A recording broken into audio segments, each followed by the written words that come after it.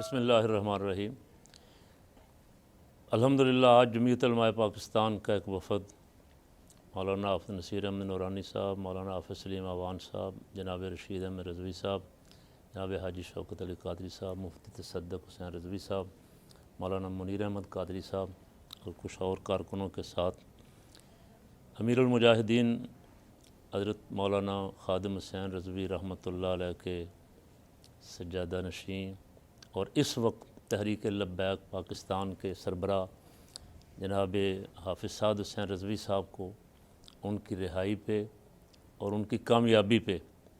مبارکباد دینے کے لیے حاضر ہوئے ہیں۔ اللہ تعالیٰ نے ان کو استقامت عطا فرمائی، یہ بھی اور ان کے ساتھی بھی اس میدان میں جم کے کھڑے رہے ناموس رسالت کے لیے۔ اس کا رزلٹ ہم نے دیکھا۔ اس پہ سیکولر طبقہ بڑا پریشان ہے اور ان کو یہ کامیابی ہضم نہیں ہو رہی۔ اللہ کا شکر ہے الحمدللہ کہ جنہوں نے کوشش کی کہ خون خرابہ ہو وہ ناکام ہوئے، اور ہماری فورسز خاص کر کے ہماری افواج نے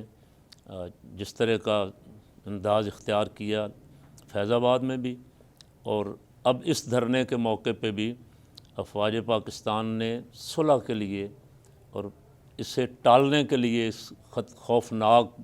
خون خرابے کو جو کردار ادا کیا، اور خصوصاً مفتی اعظم پاکستان حضرت قبلہ مفتی منیب الرحمان صاحب، مولانا بشیر قادری صاحب اور ان کے ساتھ جو بھی ساتھی تھے، ان سب نے مل کے، ان سب کو بھی بہت مبارک ہے، اس لیے کہ اگر خدا نخواستہ اگر حادثہ ہوتا تو ملک کے حالات بہت خراب ہوتے۔ مفتی صاحب اور کچھ افراد اور ہمارے چیف آف آرمی سٹاف بھی یہ جانتے تھے کہ یہ جو افراد روڈ پہ ہیں قوم ان کے پیچھے ہے، یعنی جو یہاں وہاں نہیں بھی ہیں، کوئی کراچی میں ہے، کوئی پشاور میں ہے، کوئی بلوچستان میں ہے، ان کے دل ان کے ساتھ دھڑکتے ہیں یا رسول اللہ کہنے والوں کے ساتھ۔ الحمدللہ اللہ کریم نے بڑی عظیم کامیابی عطا فرمائی۔ اور اب میں یہاں اس پیغام میں یہ بھی عرض کر دوں سیکولر قوتوں سے کہ ملک جو ہے یہ ہمارے آباء و اجداد نے قربانیاں دے کے بنایا ہے، اور یہ رسول پاک صلی اللہ علیہ وسلم کی نالین پاک کا صدقہ ملا ہے۔ یہاں اس ملک پہ اپنی مرضی سے جو نظام آپ چاہیں لانا چاہتے ہیں وہ نہیں آئے گا انشاءاللہ۔ لوگ جاگ گئے ہیں، بیدار ہو گئے ہیں، اور جس طرح انہوں نے لبیک کہا ہے، بابا جی کی آواز پہ لبیک کہا ہے، اور اس وقت سے لے کے میدان میں ہیں، مسلسل تمام خوفناک منصوبوں کا آپ کے مقابلہ کرتے ہوئے میدان میں ہیں۔ یہ لگ رہا ہے کہ انشاءاللہ میرے رب کو منظور ہوا، سرکار دو عالم صلی اللہ علیہ وسلم کا دست شفقت ہم پہ رہا، تو آنے والا وقت جو ہے پاکستان میں اہل سنت کا ہے۔ 70-72 سال آپ نے اس ملک کو لوٹا ہے، اس ملک پہ حکومت کی ہے، اور جو سسٹم آپ نے یہاں بنایا ہوا انتخابی جعلی نظام، جس میں کوئی آپ کسی قابل آدمی کو، کسی ذہین آدمی کو، کسی مخلص آدمی کو، کسی دیانتدار کو آگے نہیں آنے دینا چاہتے، جو کچھ آپ نے کل لاہور میں کیا ہے، یہی تمام ملکوں میں 50-50 کروڑ روپیہ خرچ کر کے لوگوں کے ضمیر کی بولیاں لگاتے ہیں، وہ آپ کا سسٹم انشاءاللہ اب فیل ہونے والا ہے۔ اب انشاءاللہ یہاں ملک کے اصلی وارث جن کے آباء و اجداد نے ملک بنایا ہے، جو ہر خطرے کے باوجود بھی خود قربان ہو جاتے ہیں لیکن اپنے ملک کو نقصان نہیں پہنچنے دیتے، وہ الحمدللہ وارث میدان میں ہیں۔ اللہ پاک نے مہربانی فرمائی تو فقیر کا تو کافی دنوں سے بابا جی سے بھی جب بھی ملاقات ہوئی، دل یہ کہتا ہے کہ انشاءاللہ بہت جلد اہل سنت ایک پلیٹ فارم پہ ہوں گے، اور یہ مل کے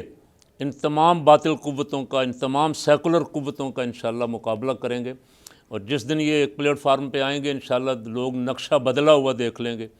اس لیے کہ عوام میں اب بڑی بیداری ہے۔ عوام چاہتی ہے کہ اللہ کرے کہ اس ملک میں سرکار صلی اللہ علیہ وسلم کا دین جو ہے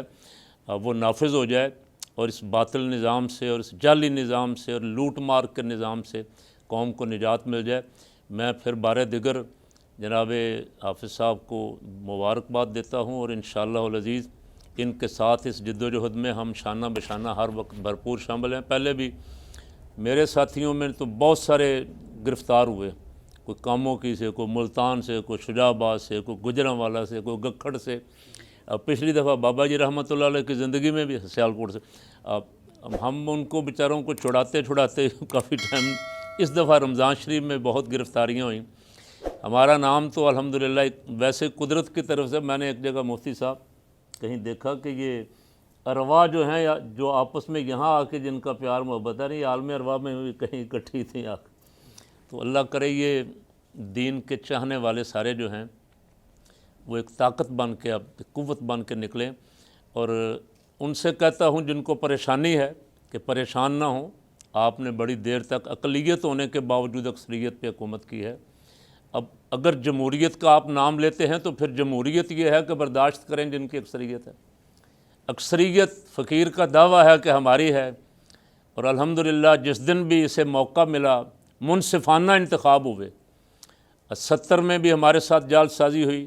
77 میں ہماری وجہ سے الیکشن ہی ملتوی کر دیے گئے، الیکشن ہی نہیں ہونے دیے گئے. وعدہ کیا گیا تھا 90 دن کا، لیکن اس وقت ایک بہت بڑی پاور کے ساتھ حضرت قائد اہل سنت مولانا شاہ نورانی رحمۃ اللہ علیہ، مجاہد ملت مولانا عبدالستار خان نیازی آ رہے تھے. اس کو روکنے کے لیے الیکشن ہی نہیں کروائے گئے کئی سال تک، اور پھر ریڈ نشان لگا دیا گیا کہ یہ لوگ اسمبلیوں میں نہیں آنے چاہیے. ان کی جگہ جعلی تنظیمیں جنہوں نے خون بہایا کراچی میں کئی سال تک، ان کو لایا گیا ان کے مقابلے میں تاکہ یہ کسی طرح آؤٹ ہو جائیں. وہ جنہوں نے کیا تھا ان کو پتہ ہے کہ انہوں نے کیا تھا، اور وہ بھگت بھی رہے ہیں. اب میں ان سے بھی کہتا ہوں کہ فیصلہ ایسا کریں جو ملک کے مفاد میں ہو، جو قوم کے مفاد میں ہو، جس سے آپ کی بھی آخرت سنور جائے، اللہ اور اس کا رسول خوش ہو جائیں، اور پاکستان کے عوام کو اپنی مرضی کا فیصلہ کرنے دیں. اگر مرضی کا فیصلہ کرنے دیا گیا تو انشاءاللہ ساری قوم رزلٹ دیکھے گی. اللہ تعالیٰ امیر المجاہدین کے درجات بلند فرمائے، ان کے صاحبزادے، ان کے تمام ساتھیوں، ان کے تمام کارکنوں کو اللہ کریم استقامت اور مزید ہمت عطا فرمائے کہ اس میدان سیاست میں جو ہے بہت مشکل، چاروں طرف سے سازشیں ہیں. اس میدان میں اللہ تعالیٰ ہمیں مل جل کے ان کا دست و بازو بن کے جد و جہد کرنے کی توفیق عطا فرمائے. اللہ تعالیٰ پھر